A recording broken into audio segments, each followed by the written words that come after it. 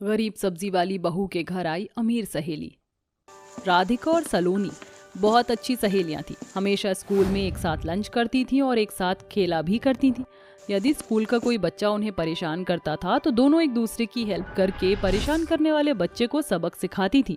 ऐसे ही एक दिन राधिका अपना लंच नहीं लाती है और उसके पेट में दर्द होने लगता है। तुझे क्या हुआ? मुझे बता, तू सुबह से उदास क्यों है? तेरे पेट में दर्द हो रहा है ना? तू कुछ बता क्यों नहीं रही है? अरे कुछ नहीं हुआ यार, तू खामखा टेंशन ले रही है, बस थोड़ा सा पेट में दर्द था। क्यों हो रहा है मुझे बता। अच्छा लंच खोल कर खा ले, क्या पता तेरा पेट का दर्द ठीक हो जाए। नहीं मुझे भूख नहीं है, मैं लंच भी नहीं लाई। कोई बात नहीं, मेरा लंच खा ले। तूने खाना नहीं खाया इसलिए दर्द हो रहा होगा। नहीं मैं तेरा लंच नहीं खा सकती, फिर तू भूखी रह जाएगी। समझ गई मैं, तूने रात से कुछ नहीं खाया है ना, घर में खाना नहीं था, है ना राधिका? मैं तेरे घर की हालत जानती हूँ और मम्मा ने मुझे बिस्कुट रखकर भी दिए हैं। तू मेरी चिंता मत कर, खाना खा ले। मैंने तो रात को भी खाया था, पर तूने कुछ नहीं खाया। ले मेरा लंच खा ले, मैं तेरी दोस्त हूँ ना। हाँ यार मुझे माफ कर दे, मैं अपने घर के हालात बताना नहीं चाहती थी, पर घर में कल रात से कुछ खाने को नहीं था, इसलिए भूख के मारे पेट दर्द हो रहा था। पागल, तुझे मुझे ये सब कहने की कोई जरूरत नहीं है। ये ले, मम्मी ने मुझे 20 रुपए दिए थे, रुक जा, अभी और होंगे। तू इन पैसों से घर पर दाल चावल खरीद लेना और घर पर सब खा लेना। सलोनी ये तू क्या कर रही है? ये गलत है, मेरी मम्मी पूछेंगी और तेरी मम्मी भी तो डांटेंगी। तुम मेरी चिंता मत कर, मेरी मम्मी पैसे देने के बाद पूछती नहीं है। घर में किसी ने कुछ खाया नहीं होगा। चल अब रोना बंद कर, मेरे हाथ से खाना खा। तभी सलोनी उसे अपने हाथ से खाना खिलाती है। फिर राधिका भावुक होकर अपनी सहेली को गले लगा लेती है। सलोनी तू मेरी बहुत अच्छी सहेली है, हमेशा मेरे साथ रहती है। मुझे कुछ समझ नहीं आता तो पढ़ाती भी है, जिससे मेरी ट्यूशन फीस बच जाए, और मेरी मदद भी करती है। हम हमेशा ऐसे ही साथ रहेंगे ना? हाँ बिल्कुल, हम हमेशा ऐसे ही साथ रहेंगे। ये मत सोचियो कि तू गरीब है और मैं अमीर। तो क्या हुआ, हम बाद में अलग हो जाएंगे। और तू भी तो मेरी मदद करती है, मेरे लिए अच्छा अच्छा खाना बना कर लाती है। मुझे मैथ के सवाल नहीं आते तो बताती है, मेरी ड्राइंग बनाती है। हम हमेशा साथ रहेंगे। हाँ यार। ऐसा कहकर दोनों लंच में खेलने जाती हैं। दोनों सहेली हमेशा साथ रहते थे। इस तरह वक्त के साथ दोनों अपनी ग्रेजुएशन साथ में कंप्लीट कर लेती हैं और आखिरकार वो दिन आ जाता है जब दोनों को अलग होना पड़ता है। मुझे यकीन नहीं हो रहा कि हमने बचपन से लेकर अभी तक साथ में पढ़ाई की और साथ में ग्रेजुएशन कंप्लीट की। तू आगे की पढ़ाई करेगी ना यार? हाँ पर कोर्स करूंगी, फैशन डिजाइनिंग या मार्केटिंग वगैरह। पर तू क्या करेगी? पता नहीं, माँ कह रही थी इतनी पढ़ाई कर लिया है बहुत है, और तेरी शादी की उम्र हो गई है। शायद उन्होंने मेरे लिए कोई लड़का देख लिया है। अरे इतनी जल्दी शादी कैसे कर सकती है? माँ पिताजी ने बोला है तो सलोनी करनी पड़ेगी ना। अगर मेरा रिश्ता तय हो गया फिर तो मेरी शादी में जरूर आना। हाँ बिल्कुल मेरी प्यारी सहेली, मेरे गले लग जा। अब तो थोड़े दिनों बाद ही मिलेंगे। आ जा यार, एक सेल्फी हो जाए। ऐसा बोलकर राधिका अपने फोन में सलोनी के साथ सेल्फी लेती है। इसके बाद दोनों अपने अपने घर चले जाते हैं। फिर राधिका की माँ कौशल्या उसकी शादी गरीब घर के संकेत नाम के लड़के से शादी तय कर देती है और उसकी हल्दी की रस्म शुरू हो जाती है, जहाँ उसकी दोस्त सलोनी उसके हल्दी लगाती है। मेरी प्यारी सहेली पर हल्दी का अच्छा निखार चढ़ जाए। तुझे तो ऐसे देखकर मेरी आंखें भर आईं। अरे पागल, शादी मेरी है और रो तू रही है? चल चुप हो जा, वरना हम दोनों गंगा जमुना बहाएंगे। अरे बेटा, तेरी सहेली की शादी है, जरा घर में रौनक तो जमा। बिल्कुल आंटी। हल्दी लगाओ रे, तेल लगाओ रे, बन्नी का रंग दमकाओ रे। इस तरह सभी हल्दी के नाच गाने के बाद मेहंदी का फंक्शन करते हैं, जिसमें राधिका के हाथों पर उसके पति के नाम की मेहंदी लगाई जाती है और कुछ ही दिनों में धूमधाम से उसकी शादी संकेत से हो जाती है। जहां विदाई के समय राधिका सलोनी एक दूसरे के गले लगकर बहुत रोती हैं और फिर राधिका अपने ससुराल चली जाती है, जिसके बाद वह अपने ससुराल की जिम्मेदारी संभालती है और सलोनी अपने फैशन डिजाइनिंग के कोर्स पर ध्यान देती है। वो एक अमीर परिवार से थी तो सलोनी अपने करियर में ध्यान देती है। इस तरह 2 साल बीत जाते हैं। राधिका के पति का काम लगभग छूट गया था। घर में दाने दाने के लिए वो परेशान हो गए थे। इन सब से संघर्ष करते हुए एक दिन राधिका अपनी सास उर्मिला से कहती है, माँ जी मुझे लग रहा है हमने जो अपने आंगन में सब्जियां उगाई थी उसका आज सही इस्तेमाल करने का समय आ गया है। क्यों ना हम मंडी में इसे बेच दें, जिससे हमारे घर में 2 पैसे आएंगे तो काम चल जाएगा। हाँ बहू तो बिल्कुल ठीक कहती है, अब हमें सब्जी बेचने का व्यापार करना चाहिए। संकेत भी काम की तलाश कर ही रहा है। जी माँ जी, हमारे आंगन में 5 सब्जियां हैं, उसे ही बेचकर काम चला लेंगे। इसके बाद दोनों सास बहू आंगन में से सब्जी निकालकर धोकर साइकिल पर रखकर बाजार में ले जाती हैं और वहां बैठकर बेचने लगती हैं। आइए आइए, ताजी ताजी सब्जियां लीजिए, आलू है, प्याज है, मटर है, गोभी है, टमाटर है। आइए आइए, आलू सिर्फ 20 रुपए के 3 किलो और प्याज 20 रुपए के 2 किलो।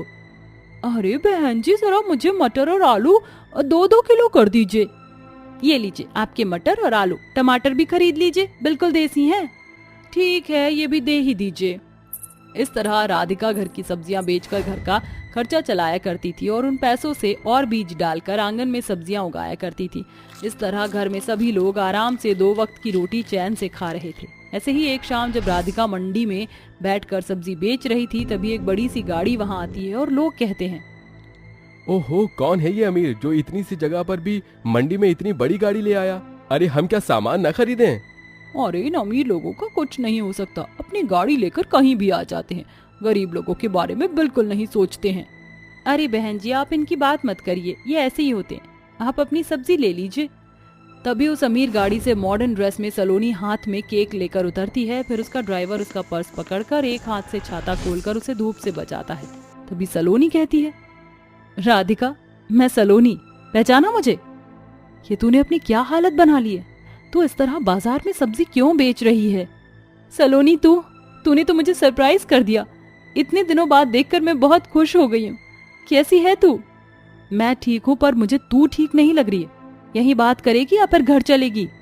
अरे हाँ, घर चलते हैं ना, 1 मिनट। तभी राधिका अपनी सारी सब्जी बांधकर सलोनी की कार में बैठकर अपने ससुराल पहुंचती है। फिर उसे कुर्सी पर बिठाकर उसकी आवभगत करती है। अरे ये तू केक किस लिए लाई है?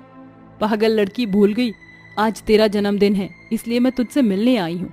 तुझे तो इतना भी याद नहीं, और तूने ये भी नहीं बताया कि तू इतनी गरीबी में कैसे रह रही है। अब क्या बताऊं, उनका काम ठीक से चल नहीं रहा था, तो इस वजह से सब्जियां बेचने की नौबत आ गई। पर अब बीच बीच में सब ठीक है। ये माँ जी हैं। नमस्ते माँ जी, कैसी हैं आप? आज आपकी बहू का जन्मदिन है, इसलिए मैं आई हूँ। अच्छा बेटा, मुझे तो बताया ही नहीं इसने कभी कि इसका जन्मदिन भी आता है आज के दिन। खैर मैं ठीक हूँ, समोसे और चटनी खा ले। इसके बाद दोनों सास बहू बड़े प्यार से सलोनी का वेलकम करते हैं, उसे खाना पीना खिलाते हैं। जिसके बाद उर्मिला और सलोनी मिलकर राधिका का जन्मदिन बढ़िया तरीके से बनाते हैं। Happy birthday to you, happy birthday to you, happy birthday dear Radhika, happy birthday to you. शुक्रिया आप दोनों का, मैं तो अपना जन्मदिन बनाना भी भूल गई थी। सलोनी, आज तूने मुझे बहुत खुश कर दिया। पता है, मुझे तेरी बहुत याद आ रही थी। मुझे भी तेरी बहुत याद आ रही थी, इसलिए तुझे सरप्राइज देने चली आई। तेरे लिए ये कुछ है और माँ जी आपके लिए, जीजू के लिए ये। अरे बेटा, इसकी क्या जरूरत थी? अरे माँ जी, ये तो मेरा आप सबके लिए प्यार है बस। इस तरह सलोनी और उर्मिला बड़ी खुशी के साथ राधिका का बर्थडे नाच गा कर बनाते हैं। फिर दोनों सहेलियां बहुत बातें करती हैं और यूं ही खुशी खुशी हमेशा मिलती जुलती रहती हैं। शकुंतला अपने 5 बेटों और पति के साथ रहती थी। उसके बेटे अब जवान हो चले थे। माँ, हम काम पर जा रहे हैं। अच्छा ठीक है। शकुंतला के 2 बड़े बेटे काम पर चले गए और बाकी के 3 अपने कॉलेज गए थे। शकुंतला अपने बेटों को देखकर एक अलग सी ही सोच में डूब गई। अरे अचानक कहाँ खो गई? कुछ नहीं। मैं तुम्हें समझता हूँ। मुझे तो लगता है कि हमें अब अपने दोनों बड़े बच्चों की शादी कर देनी चाहिए। आपने सही कहा, मैं भी यही सोच रही थी। फिर क्या था, शकुंतला ने अपने दोनों बेटों के लिए शहर की पढ़ी लिखी लड़कियों को पसंद किया। ये लड़कियां मेरे बेटों के लिए अच्छी रहेंगी। कुछ ही दिनों में रिश्ता पक्का हो गया और फिर शकुंतला ने अपने दोनों बेटों की शादी भी कर दी। अब शादी हुए लगभग 1 महीना बीत चुका था। अरे बहू, बहू। जी सासू माँ। बहू, कितनी देर हो गई, तूने अभी तक मुझे 1 कप चाय के लिए भी नहीं पूछा है। इतनी जल्दी?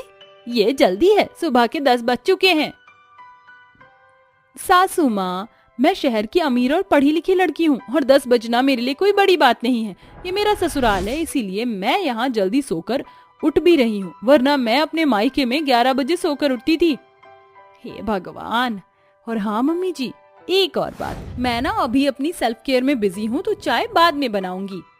बेचारी शकुंतला अपनी शहरी बहुओं से बहुत परेशान थी। इसी तरह समय बीत रहा था तो एक दिन परेशान होकर शकुंतला अपनी बहुओं से बोली, देखो, क्योंकि तुम इस घर की बड़ी बहुएं हो, तो आज मैं तुम्हें बड़ी होने के नाते एक जिम्मेदारी सौंपती हूँ। कैसी जिम्मेदारी? चुप करो और मेरी बात सुनो। मैं चाहती हूँ कि तुम दोनों अपने देवरों के लिए अच्छी संस्कारी लड़कियां ढूंढो। समझ आई बात? मम्मी जी, संस्कारी जरूरी है क्या? हाँ, बहुत जरूरी है। शकुंतला अपनी दोनों बहुओं को ऑर्डर देकर चली गई। अब इस शहर में हम ऐसी लड़की कहाँ से ढूंढेंगे जो कुशल गृहिणी हो? ऐसी लड़कियां तो हमें शहर में नहीं, गांव में ही मिलेंगी। That's great. हम अपने देवरों के लिए गांव की लड़कियां लेकर आएंगे। फिर क्या था, दोनों जेठानियों ने अपनी सास की इच्छा के मुताबिक गांव की 3 लड़कियों को पसंद कर लिया। शकुंतला को भी वो तीनों देखते ही पसंद आ गई और कुछ दिनों में शकुंतला के छोटे बेटों की शादी पल्लवी, मीरा और दीपाली से हो गई। अब शादी हुए लगभग 1 हफ्ता बीत चुका था। एक दिन मनीषा अपने कमरे में अंधेरा करके टीवी पर हॉरर फिल्म देख रही थी। हे भगवान, यहाँ पर तो बहुत ही बड़ा भूत है और जेठानी जी खतरे में हैं। हमें कुछ करना होगा। तभी मनीषा फिल्म देखते हुए चिल्लाई, बम बम बोले, जय शिव शंभू, हमारी मदद करना। महादेव, हम अपनी जेठानी जी को उस भूत से बचाने जा रहे हैं। पल्लवी ने वहीं बाहर से फूलदान उठाया और अंदर घुसकर बिना कुछ देखे टीवी पर दे मारा। घबराइए मत जेठानी जी, अब हम आ गए हैं। What the hell? मनीषा ने लाइट ऑन की और पल्लवी को खूब सुनाया।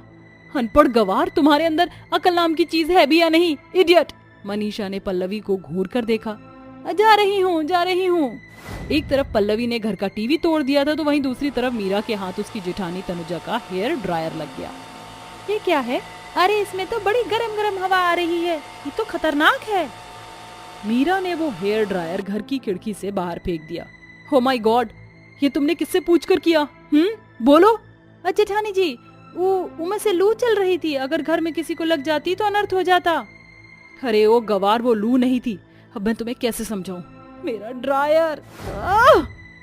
मीरा अपनी जेठानी से डरकर दबे पांव भाग गई। इसी तरह से रात हो गई और अपने परिवार को खाना खिलाने के बाद तीनों गांव वाली बहुएं एक दूसरे से बोली, सारे कामों में लगे लगे आज तो मैं पूरी पसीने में नहा गई। अब तो मेरा नहाने का मन हो रहा है। चलो बहनों, चलते हैं। तीनों अपने घर में बाथरूम होते हुए भी बाहर एक तालाब पर नहाने के लिए गई। रात को वहाँ कोई भी नहीं आता था तो वो तीनों वहाँ बेफिक्री से नहा लिया करती थी। महीनों से यही सिलसिला जारी था। एक दिन रात के समय दीपाली किचन में खाना बना रही थी कि तभी वहाँ उसे कुछ आहट सुनाई दी। हे भगवान, क्या सचमुच इधर कोई था?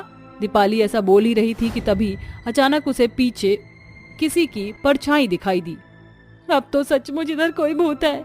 दीपाली, अभी तो तुझे पूरी दुनिया देखनी थी, ये भूत कहाँ से आ गया? हे भगवान, मेरी रक्षा करना। दीपाली ने ऐसा बोलकर बिना अपने आसपास देखे बेलन से उस इंसान पर हमला कर दिया।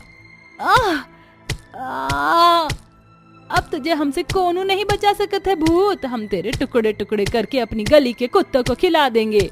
दरअसल वो इंसान कोई और नहीं बल्कि उसकी जेठानी मनीषा थी, जो फेस मास्क लगाए हुए थी। दीपाली, ऐसा मत करो, मैं हूँ मनीषा। मनीषा, जेठानी जी आप? दीपाली ने उसे उठाया। मनीषा के सर में चोट लग गई थी तो शकुंतला ने डॉक्टर को बुलाकर अपनी बहू की मरहम पट्टी करवाई। हमें माफ कर दो माँ जी, जेठानी जी, हमें लगा कि हमारे पीछे कौन भूत आ गया तो तुमने मेरा सर फोड़ दिया। अब हम माफी मांग तो रहे हैं। अच्छा, चलो, जो हुआ अनजाने में हुआ। अब इस बात को खत्म करो और बहुत देर हो रही है, सभी खाना खा लो। मीरा, दीपाली, पल्लवी सभी को खाना खिलाकर बर्तन साफ करके और भी अपने सभी कामों को निपटा कर बोली, क्या आज भी नहाने चलें? कोई पूछने की बात है? लेकिन रात के 1 बज रहे हैं। क्या फर्क पड़ता है, वैसे भी हम रात में ही तो नहाते हैं। तीनों एक साथ रात के 1 बजे तालाब पर नहाने चली गईं। उन्हें जाते हुए तनुजा ने देख लिया था।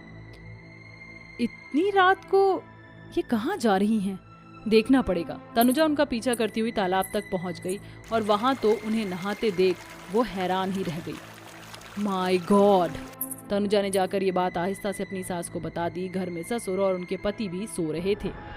आने दो इन गांव वालियों को, अभी बताती हूँ। पल्लवी, मीरा और दीपाली लगभग 1 घंटा नहाकर अपने घर आई। आज तो और भी ज्यादा मजा आया। कहाँ थी तुम तीनों, मुझे बताओ। उसकी बहुओं ने उसे सब कुछ सच सच बता दिया। तो बहुओं, तुम्हें अगर रात को भी नहाना था तो तुम घर में नहा सकती थी। ऐसे चौड़े में नहा कर क्या तुम हमारे घर की इज्जत का फालूदा बनवाना चाहती हो? माँ जी, घर में हम किधर नहाएंगे? ऐसे तो पूरे घर में बाढ़ आ जाएगी। क्या तुम बाथरूम के बारे में नहीं जानती हो? तीनों ने नामे गर्दन हिलाई। ये मेरे घर में क्या हो रहा है? बड़ी बहू, तुमने इन्हें कुछ नहीं बताया? अपनी सास की बात सुनकर तनुजा और मनीषा का भी मुंह बंद हो गया। अब जो हुआ सो हुआ, लेकिन बहुओं, अब के बाद मैं कभी भी तुम्हें तालाब पर जाकर नहाते हुए देख ना लूं। अगर तुम्हें नहाना है तो तुम यहीं घर के बाथरूम में नहाओगी, और बहुओं, इसकी जिम्मेदारी मैं तुम्हें देती हूँ। शकुंतला के बोलने पर आधे मन से तनुजा और मनीषा अपनी गवार देवरानियों को शहरी तौर तरीके सिखाने लगी। ऐसे नहीं मीरा, इस ग्राइंडर मशीन को ऐसे यूज करते हैं। Thank you. ओहो अंग्रेज।